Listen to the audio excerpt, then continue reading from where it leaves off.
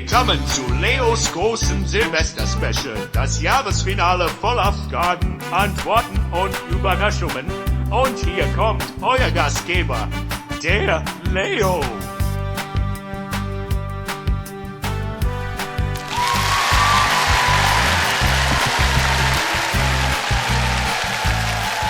Hallo, Moje, Jodedach. Herzlich willkommen auf meinem kleinen, bescheidenen Kanal. Ich bin der Leo, schön, dass ihr eingeschaltet habt. So, liebe Freunde, ich habe es schon angekündigt, wenn wir die 300 Abonnenten knacken, Handy steht schon bereit, dann werden wir ein kleines Fragen und Antworten machen, ein kleines Q&A, wie man so schön sagt. Und da ein neues Jahr vor der Tür steht, dachte ich mir, um das neue Jahr zu begehen oder vielleicht hinterher nochmal nach der durchzechten Nacht nochmal ein bisschen das Ganze wirken zu lassen und vielleicht das Neujahr mit einem Video von mir zu beginnen, verpacke ich das quasi zu einem kleinen Silvester-Special. Und ich meine nicht den Silvester hier, ich meine natürlich das Fest, wo einmal im Jahr Pyrotechnik kein Verbrechen ist. Ja, liebe Freunde, ich freue mich sehr, dass einige von euch oder mehrere von euch sogar so die eine oder andere Frage dagelassen haben. Auf Instagram eher weniger, dafür aber mehr auf YouTube. Da gab es einige, die waren so nett und haben gleich mehrere Fragen gestellt. Und diesen Fragen werde ich mir selbstverständlich, sag ich mal so, die werde ich mir selbstverständlich zu Gemüte fügen und die werde ich euch selbstverständlich dann auch beantworten. Im Nachhinein waren es sogar alle Fragen, die ich hiermit beantworten werde. Manche etwas detaillierter, manchmal etwas weniger detailliert. Ich mache jetzt mal gleich hier meine Maske auf dem Computer auf und gleichzeitig auch mal hier im Handy habe ich ein paar Sachen drin und dann können wir direkt mal starten. Hier ist mein Q&A. So, die erste Frage wurde direkt von zwei verschiedenen Followern gestellt und zwar von Thomas Klusener und Leon Köln. Man muss ja erstmal sagen, Thomas Klusener, ganz besonderer Follower von mir, also der kommentiert hier regelmäßig. Man sieht richtig, dass ihm der Content Spaß macht und da freut es mich jedes Mal, wenn du hier kommentierst und beantworte ich dir liebend gerne. Das ist jetzt aber wirklich eine Geschichte, da muss man wirklich way back gehen, wirklich bis an die Anfänge.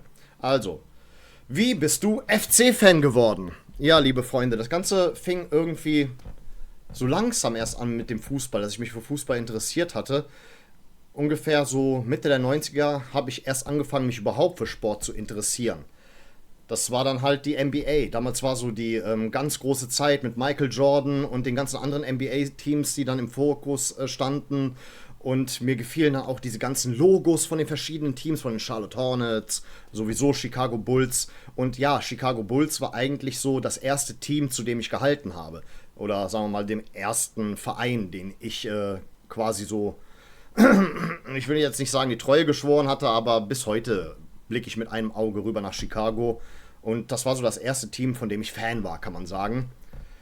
Ja, und jetzt kommt eine Sache, die wird jetzt kontrovers. Man sagt ja immer, der FC, der wird einem in die Wiege gelegt und dergleichen. Ich gehöre nicht zu dieser Fraktion. Das wurde mir nicht in die Wiege gelegt. Es ist eine bewusste Entscheidung gewesen, FC-Fan zu werden. Denn ich nenne den Namen dieser Stadt aus Prinzip nicht, weil ich bin dort nie glücklich gewesen, auch was die Mentalität der Leute dort angeht. Es hat nicht nur mit dem Verein, der dort spielt, zu tun, aber ich wurde in der Pillenstadt geboren und bin dort auch aufgewachsen und entsprechende Klassenkameraden hatte ich auch.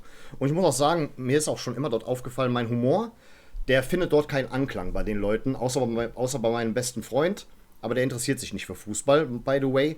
Der wird auch einige Sachen von mir in Zukunft hier cutten, wenn es größere Projekte sind. Das Filmding hat uns immer verbunden. Aber so, nachdem wir halt auf verschiedenen Schulen gelandet sind, nach der Grundschule, er auf einer Realschule, ich auf einer Gesamtschule, ja, hatte ich dann plötzlich Klassenkameraden, die komplette Arschlöcher waren. Und nun ja, ich war jetzt nicht gerade dicke mit denen. In der heutigen Zeit müsste man sich auch eingestehen, da war auch ein bisschen Mobbing dabei. Ja, muss man einfach so sagen. Da war auch ein bisschen Mobbing dabei, aber scheiß drauf, ich habe es überwunden. Was ich aber nicht überwunden habe, ist einfach, dass ich jetzt mittlerweile auf die Scheiße und ich gehe auf kein Klassentreffen mehr, was die betrifft. Weil das letzte Klassentreffen, das war auch nur geprägt davon, weiß noch damals, was du da und da gemacht hast und so weiter. Ey, Entschuldigung, wir sind alles erwachsene Leute geworden und ja, ich sag mal, sowas habe ich hinter mir gelassen. Und ja, in so einem Anfall von Mitläufertum und auch, ja, 98 ungefähr, da war die WM 98, die mich sehr beeindruckt hatte, da musste ich mir ein Team aussuchen. Und da war ich halt, Schande über mein Haupt, ungefähr bis Ende 2000 sowas wie eine Art Fan von denen. Ja. Und bevor einer was sagt, FC Fabio wurde auch mal auf den Bökelberg gelockt, ne? Ja, durch seinen leiblichen Vater hat er selber in einigen Q&As so gesagt und dann hat ihn das FC-Fieber gepackt. Die FC-Familie, die hat ihn so beeindruckt, dass er ein FC-Fan geworden ist. So, ähnliche Geschichte bei mir. Ungefähr schon bereits ein Jahr später, um 99 herum, verfolgte ich den spektakulären Abstiegskampf in der Bundesliga, in der Konferenz. Und es hat mich so dermaßen beeindruckt, diese ganzen Legendenvereine, diese Mythen- und Legendenvereine wie Eintracht Frankfurt und der erste FC Nürnberg, wie die da um den Abstieg gekämpft haben. Da habe ich begriffen, was ist eigentlich ein Mythen- und Legendenverein. Vergessen wir mal das Thema Traditionsverein, okay? Das wird gerne überstrapaziert, das Wort, aber was wir auf jeden Fall sind, ist ein Mythen- und Legendenverein. Und nun ja, ich sehnte mich nach so einem Verein. Ich war mit denen nie zufrieden. Die hatten nicht so dieses Mythologische. Die hatten nicht so dieses, wie soll ich sagen, dieses Legendäre. Die waren einfach nicht iconic genug für mich. Viel zu provinziell, viel zu langweilig. Ja, langweilig trifft es am besten. Und dann, wo ist denn das liebe Büchlein? Eine Sekunde. In einer Buchhandlung entdeckte ich dann dieses Buch. So ein Tag, 97 bis 2000. Da wurde der Abstieg und der Wiederaufstieg des 1. FC Köln komplett thematisiert. Und diese ganzen Anekdoten, diese ganzen Geschichten drumherum, die haben mich irgendwie beeindruckt. Ihr müsst wissen, in der Pillenstadt wurde der FC einem schon von Grundschule an, weil man auch eigentlich im Prinzip keine FC-Klassenkameraden hatte, ist tatsächlich so, in meinem Fall, da wird einem der FC so als provinzieller Kackverein verkauft. Und nun ja, da interessiert man sich dann halt nicht so für. Dann kriegt man vieles nicht so mit. Und man fragt sich, warum ist dieser Verein ständig in der Express drin? Ja, und dann habe ich irgendwann mal gesagt zu meinem Vater, weißt du was? Nachdem ich dieses Buch gelesen hatte, ich will den FC kennenlernen, weil mein Vater war ja FC-Fan. Gott sei seiner Seele gnädig. Er war zwar kein besonders aktiver Fan, deswegen hat er auch ein bisschen nicht so darauf geachtet, wovon ich Fan werde. Er hatte mir sogar Freikarten für die Pillen manchmal zugesteckt, weil er hat ja in diesem Werk gearbeitet. Ne? Also als Arbeitgeber sind die ja super, ne? Aber als Verein und als generell Volk kann ich die nicht leiden. Die haben auch so einen Humor, der beruht nur auf Gehässigkeit und auf, wie soll ich sagen, Schadenfreude. Da könnte zum Beispiel jetzt einer vom Hochhaus springen. Ihr wisst, was er dann macht. Ich muss es leider zensieren hier auf YouTube. Und dann würden die meisten schockiert sein. Und die würden darüber lachen. So sind die. So sind die. Wenn einer vom Auto angefahren wird, die sind die Ersten, die lachen. Das ist der Mentalität. Und damit konnte ich mich nicht identifizieren. Und der Humor, mein Humor, der trifft ja mehr die Kölner, habe ich von Anfang an gemerkt. Und naja, ich war dann halt 2001 das erste Mal im Müngersdorfer Stadion. Und dort wurde ich infiziert, weil es hat mich schon immer zu diesem Karnevalistischen gezogen. Auch was mich immer so beeindruckt hat bei Köln, diese ganzen Legenden, wie zum Beispiel die Heinzelmännchen. Ja, die Heinzelmännchen, stimmt ja. Ja, oder auch halt Hennäschen-Theater und halt das Karnevalistische. Und an dem Tag hatten die Höhner einen Auftritt. Sie sangen Komm lass mal viere, unser Herz schlägt für der FC Kölle und natürlich mehr Stund zu dir, FC Kölle. Dieser Live-Auftritt hat mich sehr beeindruckt und auch generell die Atmosphäre und das Stadion an sich. Wenn man halt in diesem sogenannten Schmuckkästchen vorher drin war, dann wirkt das auf dich gigantisch, einfach nur das alte Müngersdorfer Stadion. Ja, und ab da war ich Fan. Ab da war ich Fan, ja, immer mehr und mehr. Ich musste es mir irgendwann mal eingestehen. Ja, ab da war ich Fan des SCs. Und damit ist auch die Frage von Paul, Mainz 05-Fan, auch Ehrenabonnent. Ey, voll cool, dass auch mal hier welche vorbeischauen, die keine FC-Fans sind, aber trotzdem irgendwie durch mich sich für den FC interessieren. Oder auch durch meine anderen Freunde, Pierre und Taubi und Fabio. Reihenfolge ist jetzt scheißegal. Ist mir jetzt mal eben schnell mal rausgerutscht. Ja, und damit ist eine Frage beantwortet, wie lange ich bereits Fan vom FC bin. Seit 2001. Ich hoffe, damit ist eure Frage beantwortet. Dann fragt Leon Köln, deine Erlebnisse als FC-Fan, die dir besonders in Erinnerung geblieben sind. Ja, eigentlich den Einzug in den UEFA Cup 2017, das habe ich nur vom Fernseher verfolgt. In der Zeit war ich ja halt selbstständig und hatte Schulden aufgebaut. Also beziehungsweise ich war vorher selbstständig und war erst ein Jahr in meinem neuen Beruf drin und war gerade dabei, die Schulden abzubauen. Und ja, viele Dinge blieben zu der Zeit auf der Strecke. Ich hatte es vom Fernseher erlebt. Deswegen, ja, mein ganz besonderer Moment, der ganz besonders war, mal abgesehen von meinem ersten Spiel, das größte Erlebnis war dann wahrscheinlich dieses eine Kapitel, das ich heute mit allen meinen Freunden nenne. Weil als dieses Lied gespielt wurde, da kam die Fanszene, die aktive Fanszene des FCs nach den ganzen Corona-Maßnahmen wieder zurück ins Stadion und hatte die Mannschaft wie nie zuvor nach vorn getrieben. Und es hatte dafür gesorgt, dass wir Grüße gehen raus an dich, Paul, dem 105-Fan, wir hatten dann ein 0:2 zu einem 3:2 umgewandelt. Und diese elektrisierte Atmosphäre, dieser Tag, der war so besonders, nicht nur weil wir langsam auf dem Weg nach Europa waren, sondern wir hatten an dem Tag den Klassenerhalt gesichert. Das war unser Mindestziel. Unser Mindestziel war der Klassenerhalt zu dem Zeitpunkt. Und an dem Tag dachte ich, jetzt ist alles möglich. Ich habe nie zuvor so sehr an diese Mannschaft und an diesen Verein geglaubt wie zu diesem Zeitpunkt. Ja, da hatten wir eine Menge Selbstbewusstsein getankt an diesem Tag. Deswegen, ja, das war das größte Erlebnis für mich. Auch wenn es jetzt erst so seit einigen Jahren zurückliegt, aber ihr müsst auch bedenken, dazwischen kamen fast 2 Jahre, wo keiner ins Stadion gehen konnte oder nur halbwegs ins Stadion gehen konnte. Und deswegen, ja, das war mein größtes Erlebnis. Ja, bei der nächsten Frage dachte ich, wir hätten uns doch geeinigt, dass wir nicht darüber reden. Leon Köln und wieder Thomas Klusner fragen, was machst du beruflich? Was ist dein Beruf? Ach, Leute, das Problem ist einfach, ich kann da nicht einfach so drüber reden. Ähm, Weil erstens, ich habe da so eine gewisse Verschwiegenheitspflicht in dem Job drin und ich muss da ein bisschen aufpassen, was ich sage. Und dann kommt noch hinzu, ich sag mal so, es ist eine Arbeit, bei der du mir begegnen könntest. Und bei dem mir auch gewisse Fans anderer Vereine begegnen können. Aber die Gefahr ist bald nicht mehr gegeben. Ich habe ab 1. Februar einen neuen Job. Ab 1. Februar bin ich schön in einem Büro drin und werde als Sachbearbeiter im Kundenservice arbeiten. Wo werde ich euch nicht sagen, was für eine Branche werde ich euch nicht sagen, aber das ist dann mein Beruf. Mein bisheriger Beruf war ein Beruf im öffentlichen Dienst mit beschissenen Arbeitszeiten. So, jetzt könnt ihr euch ungefähr denken, was das ist. Ne? Richtig schlechte Arbeitszeiten. Ich habe ja gesagt, ich muss 12-Stunden-Dienste machen, damit ich am Wochenende frei habe. Deswegen sind manche Videos auch so kacke geworden, weil ich gerade frisch von der Arbeit komme, aber sonst kein anderes Zeitfenster habe. Du willst ja auch noch am Wochenende irgendwas machen. Jetzt hier, wo ich das hier aufnehme, ist Samstag. Ja, ich überlegte lange, ob ich heute aufnehmen soll oder nicht. Merkt ihr vielleicht an einigen Versprechern, aber der Timeslot, der wird immer kürzer.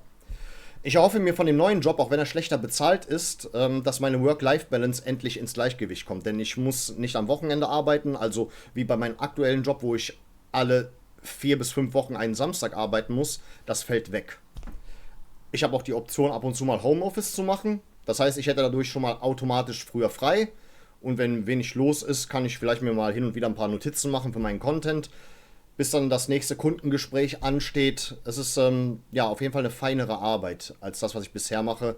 Es tut mir auch wirklich weh, dass ich nach 8,5 Jahren die Flinte ins Korn werfe.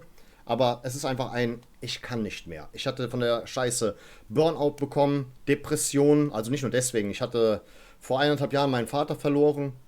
Und naja, das sorgt halt dafür, dass ich längere Zeit lang einfach aus dem Verkehr war. Ich habe mich selber aus dem Verkehr gezogen zu der Zeit. Das waren ganz klar Depressionen, die ich auch habe behandeln lassen. Nicht medikamentös, das war nicht nötig, aber ja, meine Therapeutin und ich, wir haben erkannt, es liegt größtenteils am Job, dass ich das einfach ja, nicht so gebacken kriege mit dem Alltag. Und nun ja, deswegen, ich verlasse meinen Job nach 8,5 Jahren, auch euch zuliebe, weil ich erhoffe mir davon, dass durch die besseren Arbeitszeiten der Content und meine Vorbereitungszeit deutlich besser werden. Ja, von daher, was ich aktuell mache, da warten wir noch ab, ob ich im neuen Job meine Probezeit bestehe, weil dann habe ich auf jeden Fall ein festes Vertragsverhältnis. Und wenn das dann der Fall ist, ja, dann machen wir ein Special-Video, weil darüber muss geredet werden in aller Ausführlichkeit. Auch um einige da draußen zu warnen, diesen Beruf in Angriff zu nehmen. Ich hoffe, die Frage ist damit ausreichend beantwortet. So, ein weiteres Mal fragt Thomas Klusener, wie geht es dir gerade so im Leben? Ich bin ehrlich gesagt ziemlich optimistisch, dass jetzt langsam ein Turnaround geschafft ist durch den neuen Job. Also wirklich der vorherige war eine absolute Belastung. Ich bin schon ziemlich euphorisch, vor allen Dingen, ich kann es kaum glauben, ich werde jetzt einen 9-to-5-Job haben. Viele sagen immer, ich will keinen neuen 9-to-5-Job haben. Ja, was willst du denn? Willst du Schichtarbeit machen oder was? Oder willst du wie ich 12 Stunden arbeiten? 9 to 5 ist das Humanste, was es gibt. Ich kann spät schlafen gehen. Ich stehe eigentlich im Vergleich zu jetzt spät auf, habe aber früh Feierabend, wie ich persönlich finde. Du musst es so sehen. Wenn ich um 8:30 Uhr anfange und mein Wecker klingelt um 7 Uhr, da hätte ich theoretisch gesehen um 12 Uhr nachts schlafen gehen können. Und es hätte gereicht für mich. Deswegen, ich bin allein wegen dem Job ein bisschen optimistischer. Ja, ich gebe zu, ich wäre gern, was diesen Punkt meines Lebens betrifft, anstatt vor einer Kamera sitzend und mir Gedanken machend, was für ein Content ich bringe, würde ich mich lieber um Frau und Kind kümmern, aber das ist leider beides nicht vorhanden. Ich wäre schon lieber an diesem Punkt in meinem Leben verheiratet. Das ist mein absoluter Traum. Ich hatte vorher gedacht, das, was ich jetzt hier mache, dass mir Leute zusehen, eine gewisse Hundertschaft und mein Content feiert, mir das irgendeine Befriedigung bringt. Es ist eher so, sagen wir mal so, es ist ein Teil davon geworden von meinem Leben und ich bin sehr dankbar, dass ihr alle dabei seid. Ihr macht einen Traum schon jetzt wahr mit über 300 Followern, weswegen es auch dieses Q&A gibt. Aber ich muss für mich feststellen, ja, es gibt da andere Werte in meinem Leben und ja, ich sag ganz ehrlich, mir geht's schon besser. Mir geht's besser als zuvor. Ich bin guter Dinge, also ich habe meinen Optimismus wieder zurückgewonnen. Und ja, vielleicht werden viele Dinge durch die besseren Arbeitszeiten ja wieder gerade gebogen. Dann fragt Andreas Fuchs, welche Musik hörst du am liebsten? Welche Band bevorzugst du? Also das Thema Musik ist eine sehr, sehr komplizierte Sache bei mir, weil ich habe keinen festen Musikgeschmack. Ich habe kein festes Genre, das ich höre. Der eine ist der Rocker, der andere ist der Techno-Freak, der andere hört Hip-Hop. Ich bin alles von dem. Also ich bin da wirklich ambivalent, sage ich mal so. Oder nennt man das so? Also ich habe wirklich keinen festen Musikgeschmack. Es kann mal sein, dass ich eine Woche lang nur Eurodance oder sowas höre. Es kann sein, dass ich Euro-Trash höre. Irgendwie sowas wie Dr. Jones von Aqua oder ein Remix von solchen Songs. Es kann dann die nächste Woche wieder sein, dass ich mag sehr diese typischen 80er-Jahre-Klänge. Diese 80er-Jahre Synthesizer-Musik. Darauf stehe ich total. Also 80er Jahre holt mich immer mal wieder ab. Also wirklich dieser typische 80er Jahre Sound. Zum Beispiel das Lied Dolce Vita hat es mir richtig angetan. Also wenn ihr so ungefähr wissen wollt, was so ein bisschen so, mein Gemüt in Wallungen bringt, so solche Sachen halt. Also ich höre aber sehr viel Musik aus meiner Heimat, aber man muss schon so aus diesem Umkreis, aus dem Balkan-Umkreis kommen, um irgendwie ein Gehör dafür zu haben. Also einfach mal, ich hau mal raus. Also hier wurde ja gefragt, welche Band. Ja, keine Band besonders. Es gibt da einen Sänger, Miroslav Ilic. Aber damit wisst ihr nichts anzufangen. Ihr habt doch nicht das Gehör dafür. Das können nur Ex-Jugoslawen irgendwie erfassen, warum diese Musik so schön ist. Aber man kann es gut mit kölscher Musik vergleichen. Sie ist volkstümlich, sie ist stolz. Sie hat ihren eigenen Sound. Und deswegen, ich höre viel Musik aus meiner Heimat.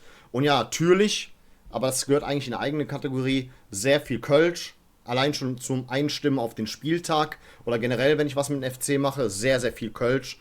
Und früher war meine Lieblingsband im kölschen Bereich die Höhner, aber seitdem die Besetzung geändert haben, fühle ich das nicht mehr so. Das sind nicht mehr die Höhner. Ich finde es auch nicht gut, dass der Name wie ein Franchise einfach so weitergegeben wird. Ich meine, ich vermisse Henning Krautmacher, der war noch so das letzte Überbleibsel. Ich weiß, der neue Sänger kann vielleicht besser die Töne treffen, aber ich mochte bei Henning Krautmacher immer so dieses Geschichtenerzählermäßige, als ob er dir eine Geschichte erzählt, also wie so ein alter Mann im Sessel, der ein Buch auspackt und dann sagt, Freud oder Leid, Zukunft und Vergangenheit. So, weißt du, das ist halt, ich mochte diese Attitüde von ihm, also ja, das vermisse ich. Früher waren es die Höhner, jetzt einfach wegen des Repertoires an guten Liedern sind es Klüngelköpp und mein Lieblingslied von denen ist dann, wo die Sterne sind. Also ihr wisst schon, mir fliehe im Ballon.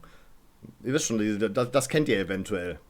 Ja, das ist so ungefähr. Ich höre alles Mögliche, was gut ins Ohr geht. Eine Woche mal das, mal Partypunk, mal Techno, mal Rock auch, aber mehr so aus den 80ern. Also ich mag mehr so diesen, ja, soften Hardrock, wenn überhaupt. Und ja, was Hip-Hop betrifft, sehr viel G-Funk aus den 90ern. Ihr wisst schon, Nothing but a G-Fang und sowas. Das ist je nachdem. Je nachdem. Ja, so viel zu meinem Musikgeschmack. So, dann fragt wieder der Paul, der Mainz 05-Fan. Was war für dich der größte Fehler, den man beim FC jemals begangen hat? Und was das Beste, das je für den FC passiert ist? Okay, fangen wir an mit den größten Fehler. Die Verpflichtung oder die Art und Weise, wie Jaka Schubert Potočnik verpflichtet wurde. Diese Transfersperre, ihr wisst alles. Ihr wisst alle, was das alles ausgelöst hat. Wir spielen zweite Liga, wir haben wirklich um unsere Existenz gezittert, wir dachten, wir werden durchgereicht. Das war der größte Fehler überhaupt. Das war auch so, ach komm, das war schlimm. Das war wirklich schlimm. Dieser Tag, da hat der Verein sich der Lächerlichkeit preisgegeben. Wirklich, das war der schlimmste Fehler. Und einfach, was das Beste, was für den FC je passiert ist, ja, mein lieber Paul, da musst du ein bisschen die Geschichte vom FC vielleicht noch ein bisschen lernen. Also Nachhilfe versuche ich dir zu geben. Das war ganz klar Franz Krämer, der erste Präsident, der Mann, der quasi für die Fusion der Spielvereinigung Sülz und des Kölner Ballspielclubs gesorgt hat. Und somit entstand der erste FC Köln. Allein schon der Satz, wollen Sie mit mir deutscher Meister werden? Und dann ist es dann nach einigen Jahren geschehen. Deswegen, das Beste, was für den FC jemals passiert ist, kann einfach nur Franz Krämer sein. Paul fragt dann nochmal, wenn du nur einen Wunsch für den FC hättest und dieser erfüllt würde, welcher sollte es sein? Ganz kurz und knapp, es ist mir egal, wie es passiert, Hauptsache es passiert. Ja, endlich wieder ein Titel. Egal ob jetzt DFB-Pokal oder Deutsche Meisterschaft. Ich würde schon nochmal gern einen Titel mit dem FC erleben. Ja, das will so, egal was, eins von beiden oder vielleicht sogar ein internationaler Titel, damit der FC zumindest auch das in seiner Vita hat. Das würde ich mir wünschen. Nochmal Paul, wenn der FC im Wintertransferfenster nur 2 Spieler verpflichten würde, wer soll neben Yusuf Gazibegovic noch kommen? Boah, ich weiß ja nicht, wie es aussieht dann später mit Erik Martel, weil das ist ja unser wirklich, muss man sagen, vielversprechendster Spieler von den Feldspielern. Ich könnte mir vorstellen, dass er irgendwann mal den Verein verlässt. Und das war wirklich im letzten Video kein Scherz.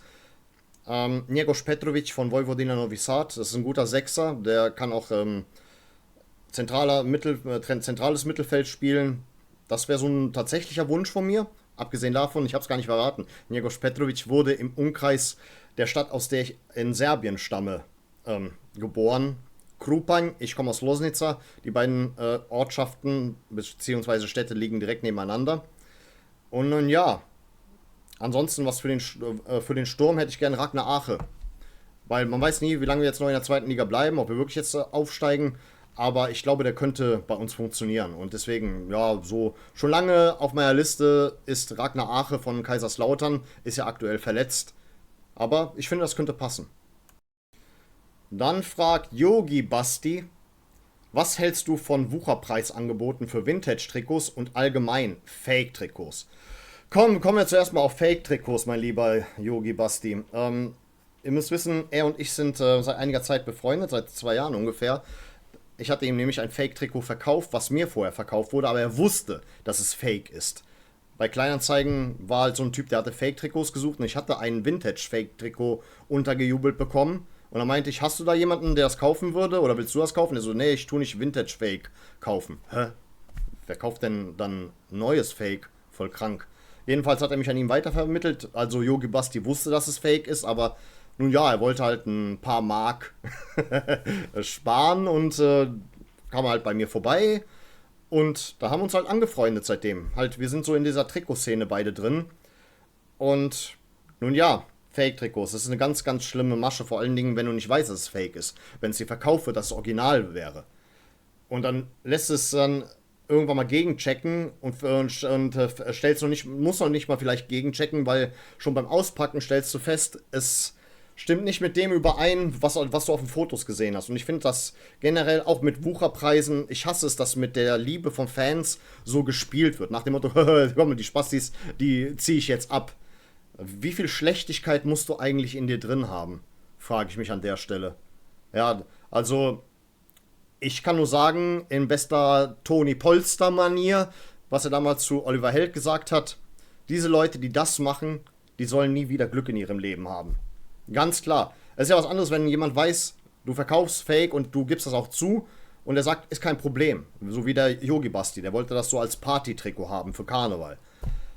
Aber wenn du da wirklich jedes Mal behauptest, das ist original. Ich erzähle euch mal jetzt eine Geschichte aus Serbien. Ja, ja, komm, der Trikotdoktor, wie ich dort in Serbien genannt werde, wurde beinahe mal eine Nase herumgeführt. Ich wusste, dass ich da ein Brasilien-Fake-Trikot in der Hand halte. Und ich dachte mir, okay, ja, so ein bisschen zum Abhängen kann ich vielleicht mal so 20 Euro bei rausschlagen. Frage ich den so, ey, hör mal, hast du das auch mit Nike-Zeichen? Es hatte kein Nike-Zeichen, ne, aber sah fast so aus wie das Original. Der so, ja, kann ich bestellen, aber mit Nike-Zeichen kostet das 50 Euro.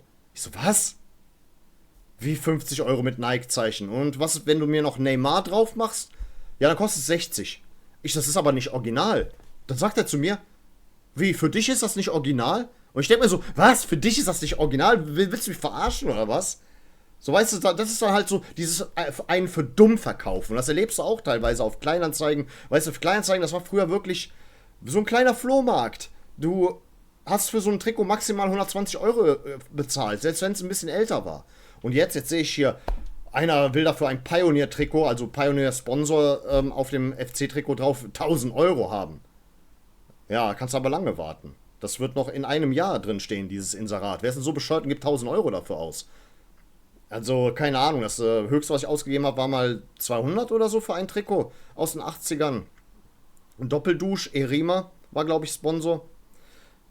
Ist, glaube ich, Sponsor. Muss ich nochmal nachsehen. Weil es gab es nochmal als Adidas, glaube ich, Version. Aber ich lasse immer gegenchecken, bevor ich sowas kaufe. Gibt ein paar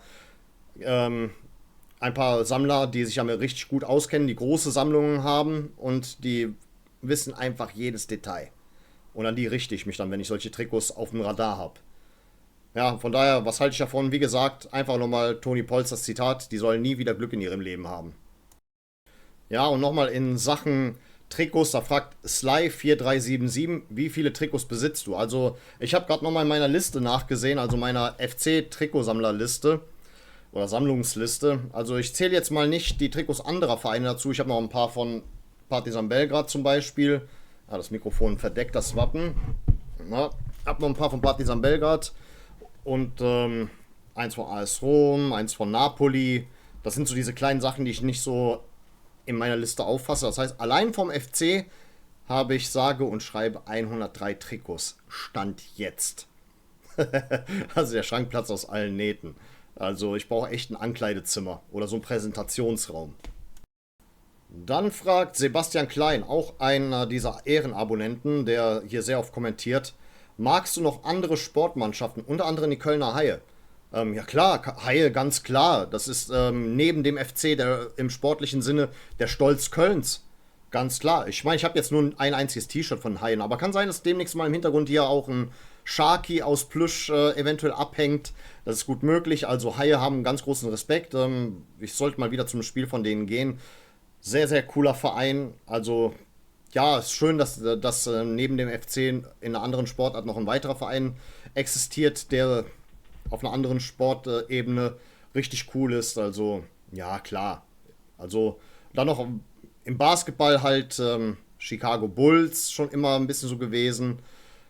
Aber ansonsten, ja, gibt es sonst keine festeren Teams, zu denen ich in anderen Sportarten halte. Aber was den deutschen Basketball angeht, da gibt es keinen Verein, mit dem ich mich identifizieren kann, weil die alle so Sponsorennamen haben, die austauschbar sind. Und somit haben diese ja, keine großartige Identität, aber ich gönne den ganzen Bonnern auch ihre Telekom Baskets. Ja, was macht ihr, wenn Telekom dann weg ist? Wie heißt ihr dann? Schon wieder Baskets, 1000 Baskets im Basketball Deutschland. Sehr schade, dass man da so unkreativ ist. Deswegen sage ich auch immer, der FC sollte niemals im Basketball großartig einsteigen, damit wir die Bonner nicht verschrecken, weil viele Bonner sind ja auch FC-Fans und ja, dann lassen wir ihnen die Baskets, aber dafür haben sie im Fußball uns. Und das ist halt meine Meinung dazu. Aber ansonsten, ja, wie gesagt, FC und Haie, das ist so eine Koexistenz, die aus Köln nicht wegzudenken ist. Dann fragt Nick PFC auf Instagram, was ist dein Lieblings-FC-Fangesang? Ja, ganz einfach. Oh, Rot steht für die Liebe, die mein Herz zum Schlagen bringt. Weiß für die Erfolge, die uns nie mehr einer nimmt. Diese beiden Farben sind das Schönste, was es gibt. Die ganze Südkurve singt mit. Vorwärts FC immer weiter. Vorwärts FC immer weiter. Vorwärts FC immer weiter. Und gewinnt das Spiel für uns. Da gehe ich jedes Mal total ab, wenn dieses Lied kommt. Und das ist mein Lieblings-FC-Gesang. Dann eine Frage von Jonas Brudi. Der Mann hat mir den neuen Job besorgt, ne? Und das war der Erste, der zu mir gesagt hat, hey, ich kenne dich von YouTube. Und irgendwie haben wir dann seitdem immer mehr und mehr uns angefreundet. Und seitdem sind wir richtige Freunde geworden. Er fragt, wer sind deine 3 FC-Lieblingsspieler von 2010 bis heute? Jonas ist ein bisschen jünger. Deswegen, das ist so ab 2010 war so die Zeit, wo er das bewusster verfolgt hat. Das waren zum einen natürlich Jonas Hector. Wer sollte es denn sonst sein? Dann Milivoje Novakovic und Anthony Modest. Das ist mir jetzt egal, hate it or love it. Ich hätte auch beinahe Milos Jojic gesagt, aber ich dachte mir, komm, ist jetzt ein Serbe zu viel. By the way, Novakovic, halber Serbe, ne? Der ist nicht nur Slowene. So ähnlich wie ich. Ich bin auch halber Serbe, halber Slowene. Mein Vater war Slowene, aber er mochte Serbien so sehr, dass ich mich mehr der serbischen Seite zugewandt hatte. Der hat auch nicht mehr viel mit Slowenien so am Hut gehabt. Serbien war so sein persönliches Paradies. Aber jedenfalls, ja, das sind meine 3 Lieblingsspieler von 2010 bis heute. Jonas Hector, Milivoje Novakovic und Anthony Modest. Modest war einfach ein wirklich toller FC-Spieler. Klar, zweimal abgehauen, gerade dann, wo wir uns international qualifiziert hatten. Aber insgesamt gesehen, ich fand den richtig cool. Und der liebe Jonas fragt dann nochmal zusätzlich, wer sind deine 3 Lieblingsspieler, die nie für den ersten FC Köln gespielt haben? Hab da lange nachgedacht, weil ich da ein bisschen hin und her getauscht hatte. Zuallererst einmal Sinisa Mihajlovic. Bester Freistoßschütze in der Geschichte der Serie A. Ganz klar, seine Freistöße waren pure Kunst. Als nächstes Edgar Davids. Ich fand den einfach super faszinierend. Wirklich auch von seiner Attitude her ein total faszinierender Spieler. Schon immer irgendwie einer, der bei mir ja so im Fokus stand. Ich hätte jetzt deutlich bessere Spieler nennen können. Aber dann kommt noch als zu guter Letzt Diego Armando Maradona. Ich habe 2 sogenannte Retro-Trikots von ihm. Da bin ich total stolz drauf. Und das ist für mich ein absoluter Künstler gewesen. Der war für mich pure Magie. Ich habe ihn nie live spielen sehen, aber was ich gesehen habe aus Dokumentationen, da gab es zum Beispiel einmal so eine Szene, die hat für mich gezeigt, dass das der beste Spieler aller Zeiten war, weil er den Ball geliebt hat und der Ball hat ihm gehört, nicht er hat dem Ball gehört. Der ist bis zur Eckfahne mit dem Ball gelaufen, schmeißt sich hin und im Fallen schlägt er den Ball mit dem Fuß, oder was heißt er schlägt, also trifft er den Ball so mit dem Fuß, dass er noch im rechten Winkel des gegnerischen Tors landet. Wer macht heutzutage sowas? Das wünsche ich mir so sehr, das vermisse ich. Und das hat für mich gezeigt, diese Szene, dieser Mann hat einfach eine Ehe geschlossen gehabt mit dem Ball. Und dann, als ich auch noch dieses Lothar Matthäus Abschiedsspiel gesehen habe, ein fetter Diego Maradona geht aufs Spielfeld und zeigt Kunststückchen. Deswegen, das ist für mich der beste Spieler aller Zeiten und gehört zu meinen Top 3 Nicht-FC-Spielern. Und als letztes nochmal, was das Sportliche betrifft, fragt der Jonas, Ronaldo oder Messi? Liegt doch klar auf der Hand. Ronaldo? Das ist doch wohl die logischste Antwort, die man geben kann. So, und dann fragt wiederum Paul, Mainz 05-Fan, wenn ich dich fragen würde, ob Interesse deinerseits besteht, mich mal persönlich in Köln zu treffen und einfach über den FC zu sprechen, würdest du zustimmen? Ja, wenn sich das Ganze so ergibt, dass ich Zeit habe und du auch, aber eins ist klar, wir müssen eine Woche im Voraus das planen. Meine Wochenenden sind in letzter Zeit immer verplant, aber ich würde es machen, ja, aber ich würde sogar vielleicht nach Mainz kommen. Mainz ist ein schönes, schickes Städtchen. Also ich finde das ganze Main- oder Rheinufer da bei euch sehr interessant. Was ich bei Mainz so witzig finde, ist, du kommst ja aus Wiesbaden, ne? Und da gibt es ja diesen Stadtteil Mainz-Kastell. Also wenn das kein Bürgerkriegspotenzial hat, dann weiß ich auch nicht, ey. Aber ja, vielleicht würde ich sogar eher nach Mainz kommen, weil ich nur einmal dort gewesen bin. Und ich würde schon gerne mir die Stadt mal ansehen. Die macht einen sehr schicken Eindruck auf mich und gefällt mir da bei euch da drüben in Mainz. Und deswegen, Treffen wäre möglich, wenn es sich zeitlich einrichten lässt. Ja, und dann fragt der Paul nochmal, wenn sich aus Versehen ein Fan von Borussia Mönchengladbach oder...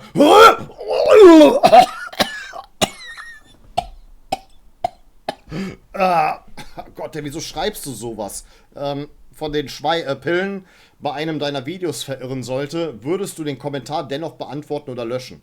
Wenn die Borussen nicht unter die Gürtellinie gehen oder meine Mutter oder sowas beleidigen, dann kann da stehen, was will. Sie können sich über uns lustig machen und dergleichen, weil ich habe kein Problem mit Borussia Mönchengladbach. Ich will nur aufgrund des Derby-Faktors gewinnen. Das ist auch alles. So, ich habe gar kein Problem mit denen. Ich hasse die gar nicht. Es ist nur so eine gesunde Derby-Abneigung, wenn überhaupt. So, keine Ahnung. Ich fühle das halt nicht. Ich fühle diesen Hass auf die nicht. Ich finde das immer witzig, wenn dann welche, ich würde lieber die Pillen als Meister sehen als Borussia. Hä, habt ihr sie noch alle? Denn der Unterschied zwischen Borussia Mönchengladbach und den Pillen ist, Borussia freut sich genauso aufs Derby wie wir. Die lieben, dass die dieses Spiel gegen uns hin und wieder haben. Bei denen ist es ein bisschen anders. Dieser Verein versucht, oder dieses Konstrukt versucht systematisch Fans vom FC abzugreifen, den ersten FC Köln zu zerstören, auch auf vereinspolitischer Ebene. Ihr Ziel ist es auch, den ersten FC Köln zu zerstören. Das ist ganz klar ein Vereinsziel von denen. Und deswegen, ich wünsche denen dasselbe, was sie uns wünschen, und zwar, dass sie komplett aus der Existenz ausgelöscht werden. Dass das Bundeskartellamt, die so richtig, ihr wisst schon, was ich meine, so nach dem Motto, ihr dürft den Vereinsnamen nicht mehr verwenden, kein Sponsorenname mehr im Vereinsnamen. Tut mir leid. Um es mit den Worten von Anakin Skywalker zu sagen, als er die Sandwürmer getötet hatte, nicht Sandwürmer, die Sandleute getötet hatte. Ich hasse sie! Deswegen, ja, das ist einfach nur purer Hass. Und, ja, es ist einfach bei Borussia Mönchengladbach, meine Güte, das tangiert mich gar nicht. Allerdings, für alle, die Union Berlin total sympathisch finden und die total gerne sehen und mit einem wohlwollenden Auge rüberblicken zu Union Berlin, für diejenigen, die diesen Gladbach-Hass mehr haben, die sind befreundet mit denen, ne? Die haben eine Fanfreundschaft. So, und es macht mir immer wieder aufs neue Spaß, dem einen oder anderen FC-Fan seine Welt zu zerstören oder sein Weltbild zu zerstören, wenn ich denen sage, Union Berlin hat eine Fanfreundschaft mit Borussia Mönchengladbach. Und ihr feiert das. Ihr feiert Union. Ach, das freut mich jedes Mal. Aber wie gesagt, ich habe kein großes Problem mit Borussia Mönchengladbach. Hier kann gerne ein Gladbacher kommentieren und auch mein Follower werden. Gar kein Problem. Aber Pillenkommentare werden gelöscht, selbst wenn sie positiv sind. Sobald ich sehe, dass da so diese Bällchen in deren Vereinsfarbe kommen, würde ich sofort löschen. Ihr habt hier nichts verloren. Ich will euch hier nicht haben. Ich will nicht, dass ihr mir zuguckt. Ihr könnt gerne eure Dislikes hier lassen. Scheiß drauf. Ich will euch hier nicht haben. Weil mit diesem Volk will ich auch privat nichts zu tun haben. Selbst die letzten Überbleibsel aus Schulzeit und dergleichen habe ich gecuttet. Ich will mit denen nichts mehr zu tun haben. Und dasselbe gilt auch für diesen Kanal. Und wenn ich bis in alle Ewigkeit dieselbe Followeranzahl habe, tut mir leid, so sehr habe ich es dann auch nicht nötig. Ich habe meine Prinzipien. So, der liebe Thomas Klusner fragt dann nochmal, wann kommt endlich ein Livestream und wie wäre ein Senderhythmus? Ja, wann kommt endlich? Hast du gut formuliert, ja, Mann, ey. Das Problem ist, mir fehlt das technische Know-how. Ich möchte nicht irgendwie live gehen und dann sagen, oder schreiben die Hälfte der Follower, die da gerade zusehen, ja, man hört dich nicht.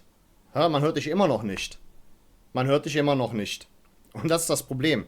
Ich warte ehrlich gesagt, bis einige meiner Freunde mal auf YouTube live gegangen sind, mit Equipment und dergleichen. Und dann kann ich mir mal das bei denen abschauen. Ich bin so einer, zeig mir das von mir aus 3-mal und dann habe ich es verstanden. Ich kann mir gerne auch ein Tutorial rausholen, aber es gibt ja auch Möglichkeiten, dass ich nur meinen Livestream mit 2-3 Leuten, die ich auswähle, gucke, so als Probelauf. Wenn ich gecheckt habe, wie das funktioniert, dann wird es sowas geben. Dann wird es vielleicht auch noch in Sachen Q&A nur noch vielleicht mal, wenn überhaupt mal eins im Jahr geben, weil ihr könnt mir ja dann im Livestream Fragen stellen. Weil ich mag das. Ich habe so vielen Streamern früher zugeschaut, unter anderem Montana Black immer noch bis heute. Und ich würde es gerne genauso machen. Ich würde da gerne in der Form tatsächlich mit euch gerne live interagieren. auch gerne auf Sachen reacten, wenn ich weiß, wie ich die Fensterteilung zum Beispiel, also den Bildschirm mit euch teilen und gleichzeitig streamen kann und dass ihr auch mich seht. Wenn ich das alles begriffen habe, ich habe noch aktuell, das wird besser, wenn ich diesen neuen Job habe, bin ich mir ganz, ganz sicher. Ja, dann könnt ihr euch auf Livestreams freuen und dann würde ich vielleicht einmal im Monat freitags das machen. Mindestens einmal im Monat freitags. Das wäre so mein Rhythmus. Vielleicht auch alle 2 Wochen freitags. Mal gucken, wie es bis dahin läuft. Aber das wäre so ungefähr so mein Wunsch, denn ich will auch wirklich live gehen, Thomas. Wirklich, ich will live gehen. Aber ich habe mich noch nicht genug damit beschäftigt. Mein Aufnahmeprogramm, das kann angeblich sich mit YouTube verbinden. Und in dem Aufnahmeprogramm ist auch dieses Mikro verbunden. Deswegen, ich guck mal, wie das funktioniert und dann machen wir sowas. Dann machen wir sowas auf jeden Fall. Dann fragt auf Instagram nur wir FC Köln, was sagst du zu den Stimmungsvideos? Das Problem ist, ich folge euch. Wo sind denn da die Stimmungsvideos? Aber falls du jetzt hier die Stimmungsvideos von FC mir Stond zu dir meinst, ja, finde ich cool, dass er das macht. Dadurch kannst du auch die Songtexte lernen. Ich finde auch gut, dass er vorsichtig ist und die Kurve nur von hinten filmt. Ich hoffe, dass er dafür niemals irgendeinen Ärger bekommt. Aber seine Videos sind cool, auf jeden Fall. Also ich schaue da gerne mal hin und wieder rein. Ist gut, dass es einen Kanal gibt, der sich damit primär beschäftigt. Und ja, wenn du jetzt das meinst, diese Videos finde ich gut. Sie sind gelungen, auf jeden Fall. Und wie gesagt, wenn dir mal irgendein Songtext untergelaufen ist und du ihn nicht verstanden hast, der Kanal hilft einem weiter. Dann fragt Billy Goat Joe, was ist deine Inspiration für deinen Content? Wow, da gibt es verschiedene Inspirationen, sage ich euch.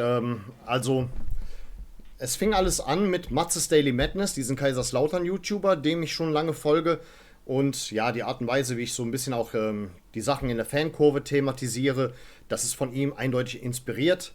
Dann meine schicksalhafte Begegnung mit FC Fabio. Während der Corona-Zeit haben seine Videos mir ein bisschen so, ja, wie soll ich sagen, den Arsch gerettet. Also in der Zeit habe ich sehr viel von seinem Content verfolgt. Er hat ein bisschen so das Stadion mir wieder ins Wohnzimmer quasi gebracht. Und ja, Fabio wurde dann auch noch ein Freund von mir, nachdem ich ihn bei einem Spiel angesprochen hatte. Ganz klar, Fabio ist geistiger Vater dieses Accounts.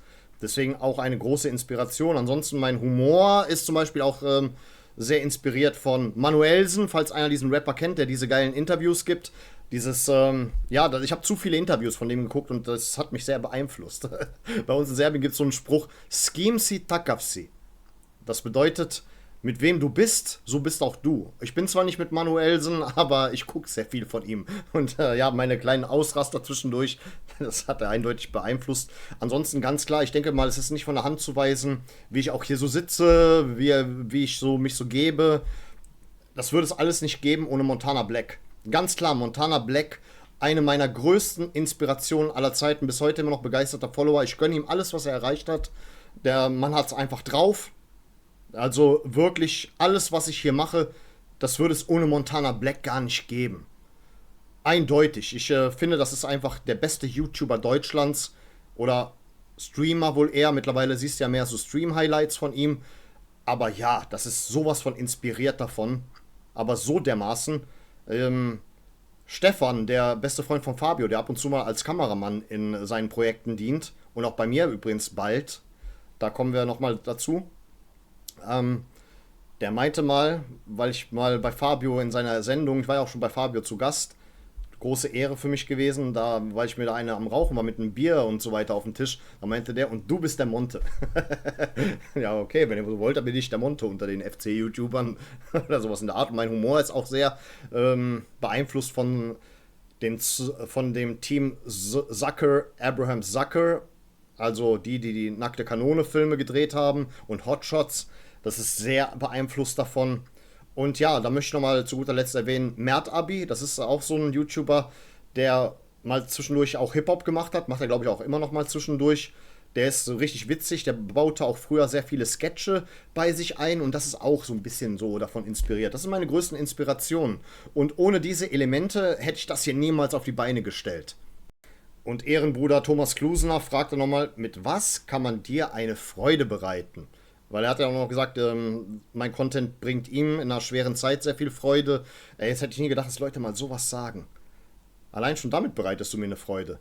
Dass ich irgendwie mit dem, was ich hier mache, gewissen Leuten ja, eine Freude bereite. Und ja, wenn du wirklich eine Antwort darauf hören willst, bleiben wir mal beim Materiellen, weil ich denke mal, eine Frau kannst du mir jetzt nicht herbeizaubern. Siehst du die zwei Sachen, die ich einblende? Das eine ist ein Retro-Trikot, das das Fanprojekt rausgebracht hatte und ich habe es leider verpasst. Das hätte ich gerne. Also generell, das Fanprojekt hat ein paar Retro-Trikots rausgebracht und irgendwas aus dieser Kollektion, die ich verpasst hatte, hätte ich gerne. Und ja, da wäre noch dieser Geißbock hier. Das ist nur eine Zeichnung von ihm, den gab es mal im Plüsch. Und ich hatte ihn besessen. Und der ist mir bei einem Umzug abhanden gekommen. Genau dieser Geißbock.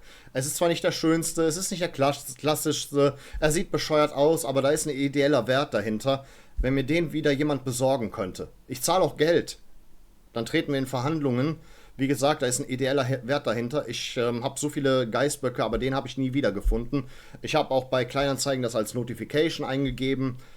Bis heute setzt das keiner rein. Ich weiß nicht, warum er so selten ist. Ich habe ihn damals 2001 oder so im Kaufhof gekauft. Ja, und der fehlt mir. Der fehlt mir. Hätte ich gerne wieder. Er sieht bescheuert aus, weiß ich. Aber ja, wie gesagt, den gab es im Plüsch. Den hätte ich gerne nochmal. So, als nächstes kommt noch was von Elisabeth Perez. Ich bin froh, dass sie mir folgt. Sie folgt allen Kanälen, mit denen ich zu tun habe. Oder zu tun hatte. Und das war jetzt keine Frage, die sie gestellt hat, sondern eher eine Bemerkung, die ich aber auch als Frage jetzt mal verpacke. Das Q&A im Silvester-Special wird bestimmt sehr lustig werden. Auf jeden Fall sind deine Videos nie langweilig und wäre sehr schön, wenn du mit Fabio, Taubi und Pierre mal ein Video machen könntest. Das würde ich auch gern machen. Ich suche nach Ideen, sage ich ganz ehrlich. Ich will mit den Jungs ein Video machen. Ich war ja schon bei Pierre und bei Fabio zu Gast. Taubi ist leider im fernen Hamburg. Wir haben uns bisher nur online kennengelernt. Es wäre ein Traum von mir, mit denen ein Video zu machen. Ich überlege irgendwie vielleicht in irgendeinem Chatprogramm, wo man halt eine Videoaufnahme machen könnte, vielleicht da mal sowas Podcast-mäßiges aufzubauen. Das wäre eine Idee. Ich habe auch Ideen für Sketche, aber bisher schaffe ich es nicht, die Jungs dafür zu begeistern. Aber wir wollen auf jeden Fall alle drei mal was zusammen machen. Oder alle vier beziehungsweise. Es ist ein Traum von mir, mit allen Vieren oder mit allen Dreien zu viert was zu machen. Aber wir arbeiten noch an Ideen. Und besonders muss es eine Idee sein, die halt speziell für meinen Kanal wäre. Weil bei Fabio war ich ja schon, war Taubi auch schon, Pierre genauso. Bei Pierre war ich und dann war ich auch nochmal mit Fabio in einer Folge dabei. Wird langsam Zeit, dass auch das auf meinem Kanal geschieht. Und was Taubi betrifft, ich würde manchmal schon gerne mich Freitagabends ins Auto setzen und nach Hamburg fahren, mir dort eine Bleibe suchen und dann mit dem ein Wochenende abhängen. Aber ja, mein Job und die Arbeitszeiten, oh Gott ey. Vielleicht, wenn ich im neuen Job drin bin, mache ich das vielleicht mal. Weil Fakt ist, für das Hamburg-Spiel habe ich keine Karte bekommen. Aber ich hoffe, es kommt dazu. Dann kommt nochmal was von Nur wir FC Köln auf Instagram. Was ist dein Lieblingsblock in der Süd? Nun ja, ich bin ja eigentlich in S1, aber ich war auch schon ab und zu mal in S4. Also S4 und S3, das sind ja die absoluten Ballungszentren in der Südkurve. Und ganz klar, S4 ist der ultimative Block in der Südkurve. Und das steht für mich außer Frage, dass das der beste Block ist. Dort ist die absolute Schaltzentrale. Deswegen S4. Dann fragte Nikolai fürs Q&A, ich würde gerne deine Meinung zum Thema Jugendspiele U17 bis U21 hören. Meiner Meinung nach verlieren wir sehr viele Spieler. Mittlerweile spielen auch sehr viele ehemalige Kölner in der zweiten Liga als Stammspieler. Es ist zwar nicht so dramatisch wie beim HSV vor einigen Jahren, allerdings sind wir ebenfalls auf einem in Anführungsstrichen guten Weg dorthin. Ich finde, der FC lässt sehr viel Potenzial liegen und geht mit der ganzen Geschichte sehr fahrlässig um und ich finde auch teilweise ein bisschen hochnäsig. Irgendwie, ich finde das krass, dass für die teilweise Spieler, die für andere Vereine interessant aber sind, die aber höherklassiger oder besser spielen als wir, da plötzlich kein Platz ist. Ich frage mich, warum. Was bilden die sich denn teilweise ein? Ich werde jetzt mal die gesamte sportliche Leitung da einbinden, weil ich habe ja einen Maulkorb gegenüber Christian Keller für die nächsten 2 Monate, weil er Yusuf Gazibegovic verpflichtet hatte. Ich halte meine Abmachungen ein. Ich halte mein Wort. Bis Februar darf ich persönlich nichts gegen ihn sagen. Deswegen auch Thomas Kessler damit gemeint. Ich finde, die haben kein Auge für sowas. Aber seit Jahren. Das fing ja schon mit Armin Fee an. Also keine Ahnung, ist irgendwie so eine Hochnäsigkeit, die sich für mich einfach nicht erklären lässt. Wir haben einfach, glaube ich, schlechtes Scouting. Wir haben nicht besonders diese Adleraugen. Ja, das ist wirklich wie eine Lotterie, wenn man irgendwie einen Jugendspieler sich beim FC macht. Siehe Downs, siehe Lempele, der aber halt keinen entsprechenden Vertrag bekommen hat. Geil, der geht ja. Ja, und keine Ahnung, mit Urbeck, das ist auch eine sehr komplizierte Geschichte, die ich auch jetzt schon wieder nicht aufmachen möchte. Aber ja, Deal jetzt bei Stuttgart hat auch schon mal für die getroffen, immerhin. Ich weiß nur, wenn ich bei der U21 war, hat er immer getroffen. Und da gibt es auch noch weitere Spieler, wie zum Beispiel Joao Pinto, die immer treffen, wenn ich da bin. Oliver Schmidt. Keine Ahnung, ich werde werd da nicht schlau draus. Und er hat ja auch gesagt, also Nikolai, jetzt hier in der zweiten Liga war eigentlich so eine gute Chance, aber ich glaube einfach, wir haben zu beschissen gespielt und uns am Anfang und die falsche Taktik gewählt. Und das Problem ist einfach beim FC, ich glaube, da fehlt einfach der Mut und die Lockerheit, um etwas mehr sich zu trauen, die Nachwuchsspiele einzubauen. Wir stehen uns sportlich da sehr oft im Weg, um solche Wege zu gehen. Entweder sind wir im Abstiegskampf oder im Aufstiegskampf. Und jetzt hat man ja gesehen, wenn man dann auf Nummer sicher geht und dann plötzlich wieder Dominik Heinz ein Comeback erleben darf, ein wohlgemerkt erfolgreiches Comeback, muss man ja sagen, aber war ja eigentlich nicht so gedacht. Wir dachten, an seiner Stelle wird Max Finkgräfe nun rasieren. Ja, was soll ich euch da sagen? Immer zur falschen Zeit tauchen bei uns die größten Talente anscheinend auf. Ja, und über Judas Iskariot mit der Nummer 10 bei den Pillen möchte ich kein Wort verlieren. Ist ja neuerdings Werder Bremen-Fan. Oh, ja, klar, du warst von Kindheit an Werder Bremen-Fan. Klar doch. Ja, sicherlich. Egal. Dazu sind, glaube ich, genug Worte gesagt worden von anderen FC-Fans, aber ich finde, damit wird fahrlässig umgegangen. Ich kann es mir selber doch gar nicht erklären. Also wir brauchen da auch in der Abteilung einen Umbruch. Und zwar nicht einen Umbruch in Sachen Spielern, sondern in Sachen Schaltzentrale zwischen Profis und Nachwuchs. Da muss irgendwas geändert werden und meine Befürchtung ist, dass gegebenenfalls, auch wenn er ein Kind des Vereins ist, Thomas Kessler hier der Störfaktor sein könnte. Aber der größte Störfaktor in den letzten Jahren war leider Gottes Steffen Baumgart mit seiner der und der ist nicht für den Männerfußball geeignet Attitüde. Was denn? Die sollen jedes Mal warten, bis sie 25 sind oder was. Aber jetzt neuerdings bei HSV, wo er dann noch Trainer war, der ist auch schon wieder weg. Da hat er plötzlich wieder so 18-Jährige und 17-Jährige eingesetzt. Und bei uns, ja keine Ahnung, hat der Verein schon fast vor die Wand gefahren mit seiner Scheiße. Und Steffen Baumgart hat so viel Gutes für den Verein in seinem ersten Jahr getan, aber er hat sehr viel verbrannte Erde hinterlassen und dass es mit den Nachwuchsspielern so schwierig ist, das haben wir auch ihm zu verdanken, aber auch dieser Scheiße mit, dass die nur 3-Jahresverträge bekommen. Bei anderen Vereinen kriegen die 5-Jahresverträge. Fabio hat es schon gesagt, also der FC braucht auch da ganz klar einen Umbruch und ich glaube, der erste Schritt wäre, dass dieser Vorstand abgesägt wird und dass der neue Vorstand anfängt, selber zu sägen. Ich hätte da noch eine Frage von Thomas Klusener beinahe übersprungen. Welche Mannschaft findest du in Serbien spannend und warum? Ja, guck mal hier. Sieht man das? Das ist Partizan Belgrad. Das ist quasi, ich nenne es immer mein Familienverein. Also sehr viele aus meiner Familie sind Partizan-Fans und haben mich dann von Kindheit an damit infiziert. Und ja, Partizan hat halt diese allein gegen alle Attitüde, auch wenn es der zweitbeliebteste Verein in Serbien ist, aber halt, sagen wir so, Roter Stern Belgrad hat in Serbien quasi die Rolle des FC Bayern inne, also der Mitläuferverein und naja, Partizan ist halt für die, die es alternativer sehen. Und ja, ich mag den Verein sehr. Ich war auch sehr oft schon dort eingeladen worden, aufs Spielfeld zu gehen. Wann auch immer ich da war. Ich musste dafür nichts zahlen, habe aber trotzdem Trinkgeld gegeben. Ich war auch schon mal im Trophäenraum.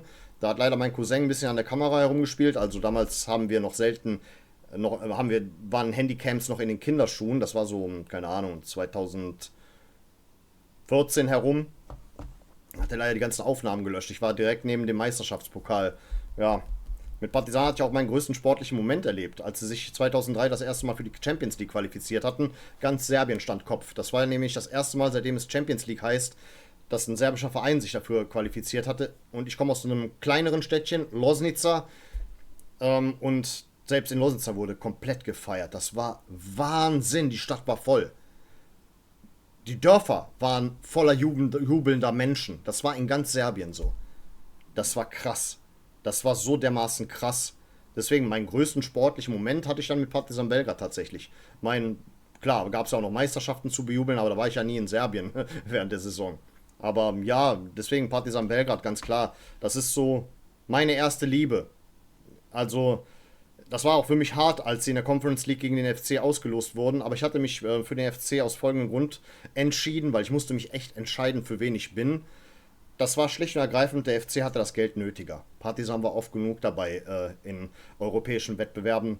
Das wird mir kaum einer in Serbien glauben, aber dem FC geht es finanziell schlechter als Partizan. Deswegen, ja, und wie schon ein Kumpel da vor dem Spiel zu mir gesagt hatte, wer kennt dich denn schon in Belgrad? Also klar, in Serbien kennt man mich. In meiner Hut, sagen wir es mal so. Aber in Belgrad, ja, wer kennt mich denn da schon? Dann komme ich zum FC und ich bin dort, wie es so schon heißt, heute mit allen meinen Freunden. Und ja, das hat mir dann irgendwie doch mehr bedeutet. Dann die vorvorletzte Frage. Die finde ich ganz süß. Mewtwo stellt sie mir. Mewtwo ist auch ein YouTuber, der macht aber Minecraft-Content. Er hat mir ja schon von Anfang an auf Instagram gefolgt. Instagram war ja so quasi der Grundstein von dem allen hier. Und die Frage stellt er mir auf Instagram und ich finde sie irgendwie drollig formuliert. Welche Vereine magst du so sehr, dass du dir vorstellen könntest, Fan zu werden? Ich weiß nicht, was du damit meinst, weil der FC, ich habe ja schon einmal den Verein gewechselt, wie ihr jetzt im Laufe des Videos erfahren habt. Deswegen den FC, den werde ich nie wieder irgendwie in den Rücken kehren. Ich weiß nicht genau, was du meinst. Dass ich den Verein so sehr feiere, dass ich vielleicht ab und zu mal zu deren Spielen gehen würde oder vielleicht tatsächlich gleichzeitig Fan von denen wäre. Also wir haben eine Fanfreundschaft mit Borussia Dortmund und mit Rot-Weiß Essen mittlerweile entwickelt. Ja, aber keine Ahnung, aber nur wenn ich da in FC-Kleidung hingehen kann, aber ja, wenn überhaupt innerhalb Deutschlands, wenn du das meinst, dann würde ich sagen, dann würde ich tatsächlich sagen Fortuna Köln. Also Fortuna Köln hat ja ein gutes Verhältnis zum FC, sehr viele Fortunen sind auch gleichzeitig FC-Fans. Ich finde den Verein sehr sympathisch und auch mein Kumpel Flo wohnt in der Südstadt, der geht ab und zu mal zu Fortuna.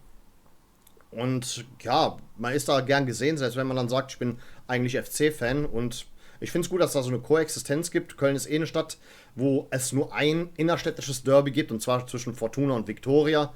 Und das ist jetzt auch kein Hate gegen Viktoria, aber ich sehe da mich mehr auf der Fortuna-Seite. Klar, früher gab es ein paar Unstimmigkeiten untereinander unter der Zeit, wo der Schengen der Präsident von Fortuna war, aber das ist mittlerweile vorbei. Mittlerweile sind im selben Stadtteil, also in der Südstadt in Zollstock, Graffitis und Aufkleber von beiden Vereinen vertreten. Keiner übermalt oder überklebt den anderen. Und man sieht, es gibt eine gesunde Koexistenz.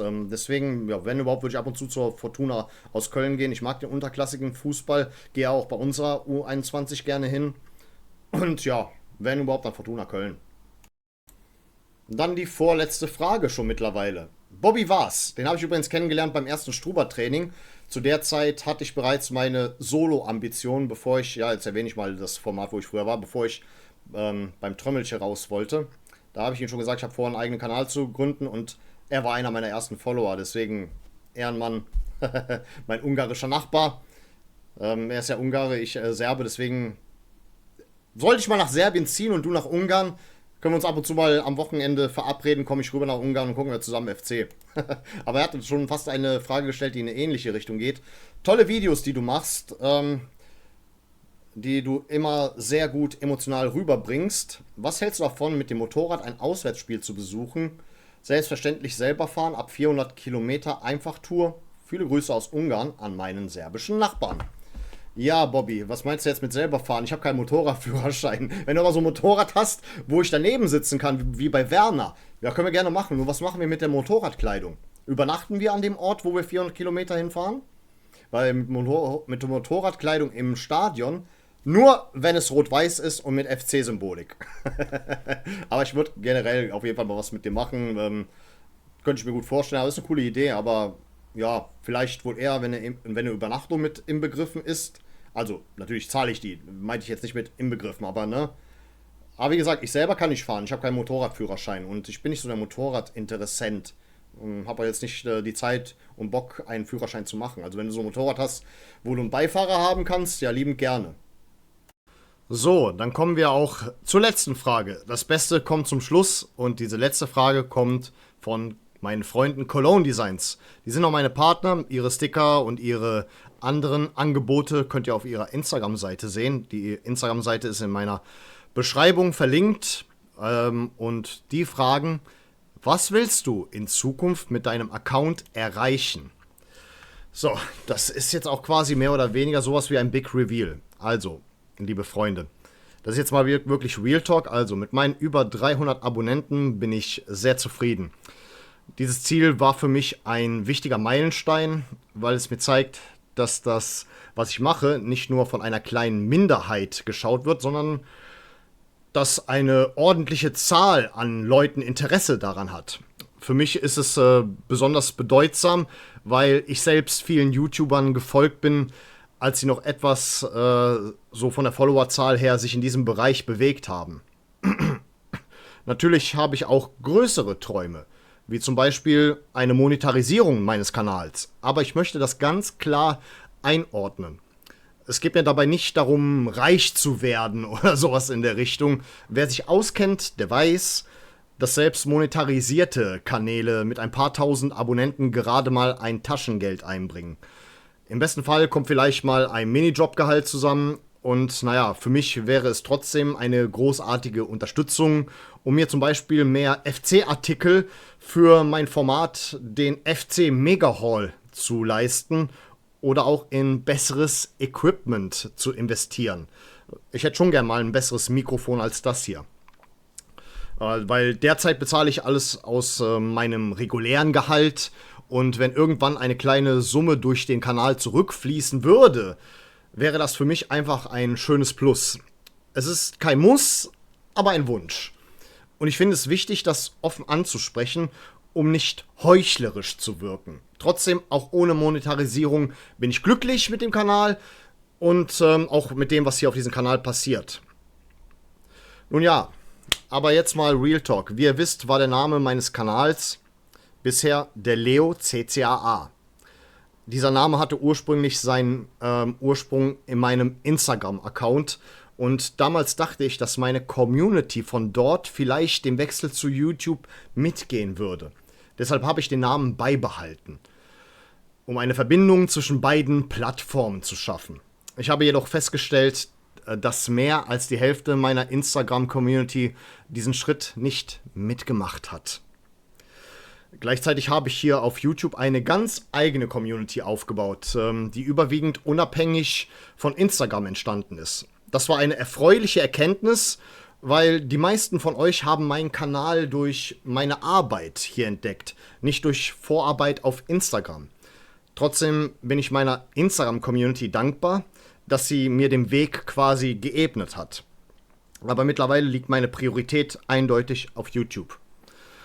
Instagram ist für mich heute vor allem eine Sammlung an Erinnerungen und eine Möglichkeit, Kontakt zu einigen Leuten zu halten.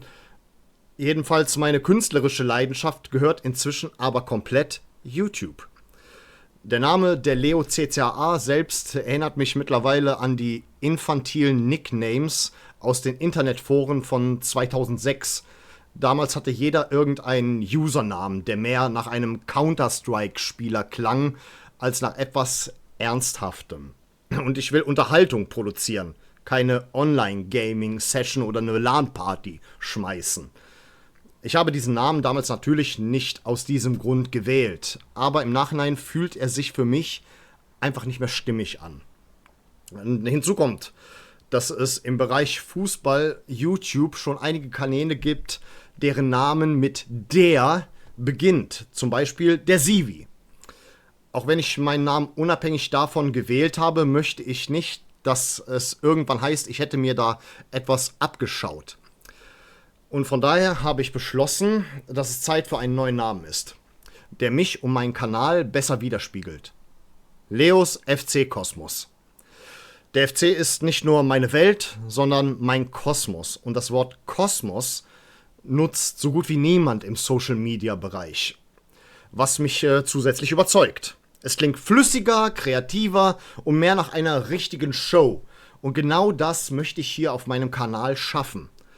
Der neue Name wird ab dem nächsten Video eingeführt und zum Abschluss dieser Folge präsentiere ich euch noch mein neues Intro, das nichts weiter als ein kleines Update ist zum bisherigen. Und ich freue mich auf diesen neuen Schritt und hoffe, dass ihr mich weiter auf meinem Weg begleitet. So, liebe Freunde, ich hoffe, das neue Intro hat euch gefallen. Wie gesagt, es wird sich ja nichts großartig hier ändern. Es kann sich nur verbessern. Und in diesem Sinne, liebe Freunde, ich bedanke mich recht herzlich für eure Aufmerksamkeit. Vielen Dank fürs Zusehen. Und wann auch immer ihr das Video euch anseht, ich wünsche euch ein glückliches neues Jahr. Feiert schön. Hoffentlich wird nächstes Jahr alles noch besser. Und dann würde ich an der Stelle sagen, auf Wiedersehen. Denn wir wollen uns doch wiedersehen.